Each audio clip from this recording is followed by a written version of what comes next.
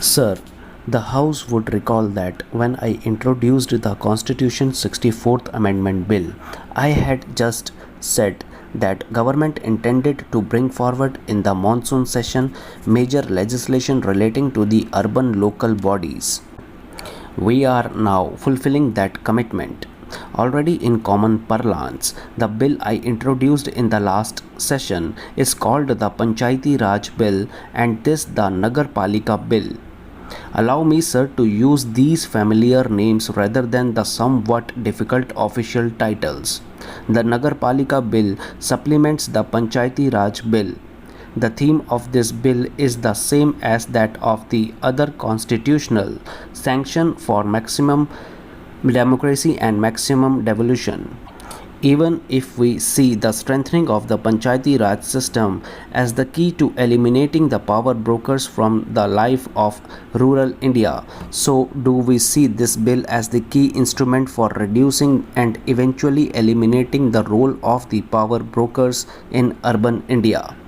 We seek through these bills to vest power in the only place where power rightfully belongs in a democracy, in the hands of the people. In the past few days, we have been set witness to the gravest assault on democracy since the founding of our republic, the abandonment of the Lok Sabha by a section of the elected representatives of the people.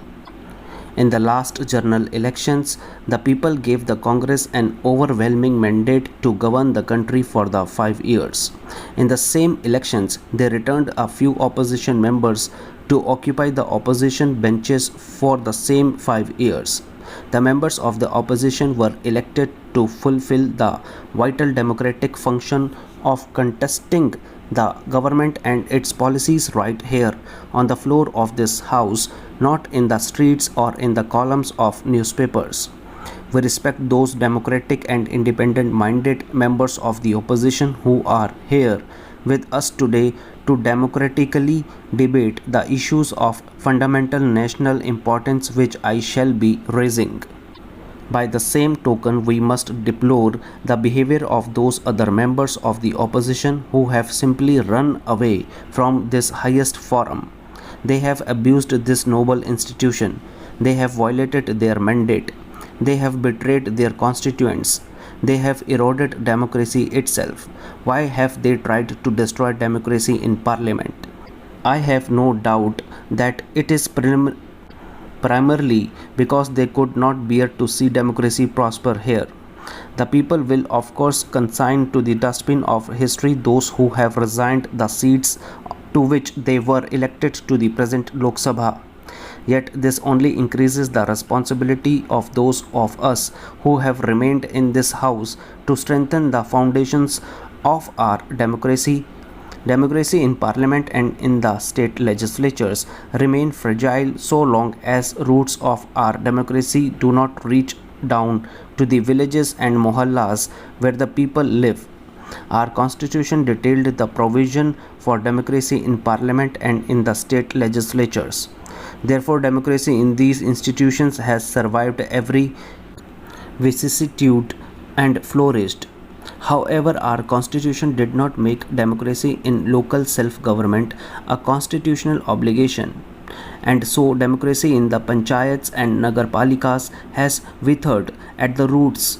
With these two bills, we shall ensure that the democracy at the grassroots lives.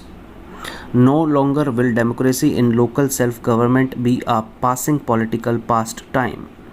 Through these bills, democracy in local self-government becomes a solemn constitutional obligation, an obligation that can neither be outcasted nor floated for reasons of expediency or indifference.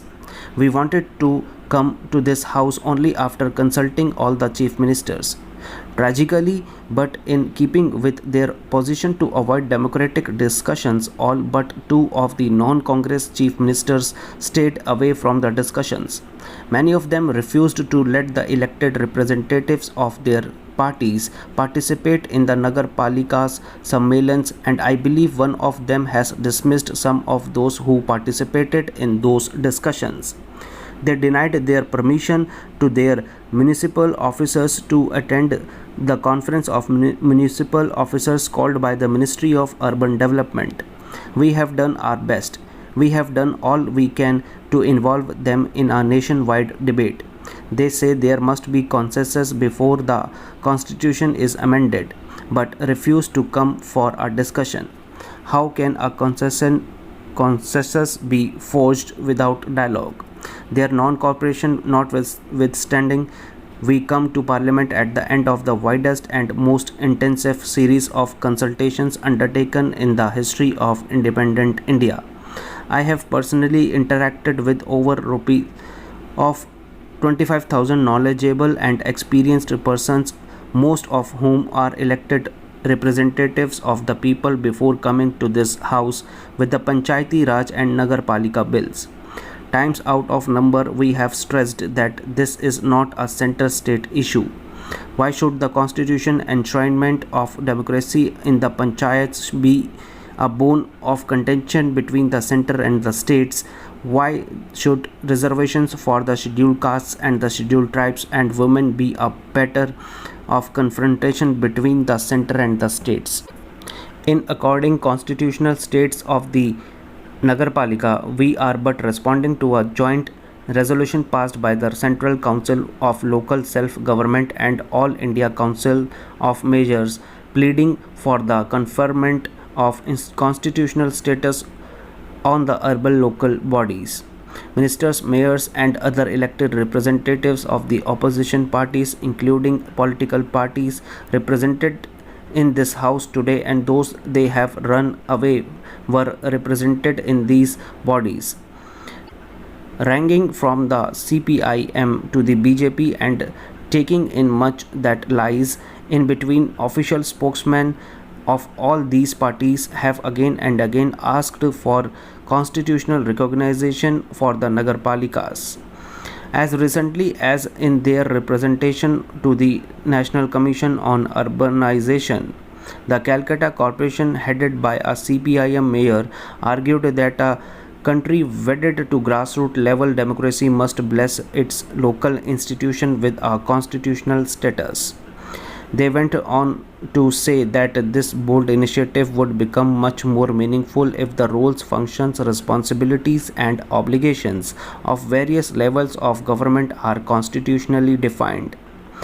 I cannot resist quoting also their categorically conclusion that urban problems cannot be solved without giving local governments their rightful place in the country's constitutional framework itself. What has happened to change their minds? Let me phrase the question in a different way. What has happened to change their principles? Is it that they are getting too used to a company of those with diametrically opposed ideologies and those with no principle or ideology at all? We have heard the argument that there is no need for a constitutional amendment to bring democracy to the grassroots and endow power to the people. It has been argued that what is needed is political will. I respectfully submit that it takes more political will to amend the constitution than it does to pass a municipal law. I would also respectfully submit that our constitutional amendment creates the necessary for political will where that will does not exist. There is no place in any of this for a holier than thou attitude. No party in India can claim an unblemished record in local self-government.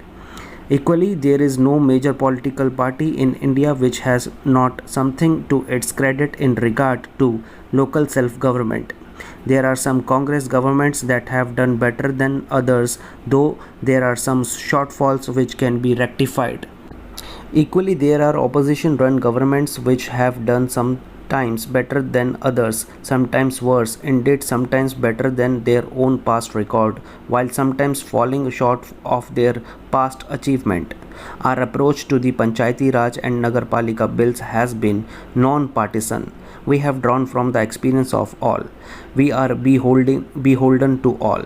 We now bring forward a bill which makes democratic decentralization to the Nagarpalikas a keystone of the country's constitution, having discovered that there is an irresistible grounds well of popular support for the Panchayati Raj and Nagar Palika bills, one opposition party has now come up with an alternative proposal for a constitutional amendment. The proper forum to table such amendments would be the floor of this House. But since the party mainly responsible for these alternative proposals has failed its democratic responsibilities, their proposals cannot be even be considered. Let us see what happens in the other house, where in glaring contrast to their behavior here they cling like fixed to their seats. Then there are the pursuits